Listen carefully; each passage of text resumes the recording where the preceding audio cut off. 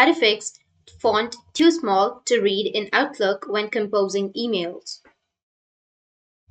So if you want to fix font too small to read in Outlook when composing emails, then first you need to open up your Outlook. Once you open up your Outlook, now if you go with the compose section, if you go with new email, then here, if you can't read in Outlook and if the font is too small, then what you need to do is just simply go with format text, and here you will have zoom section.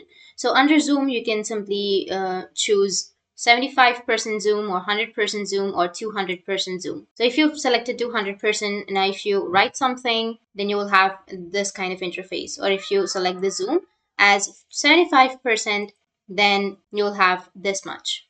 If it is with the other mails, like the mails that you've received, you can open up the mail, just go with your inbox section, and you will have zoom option on the top right. So in this way, you'll be able to fix your font too small to read in your Outlook when composing emails.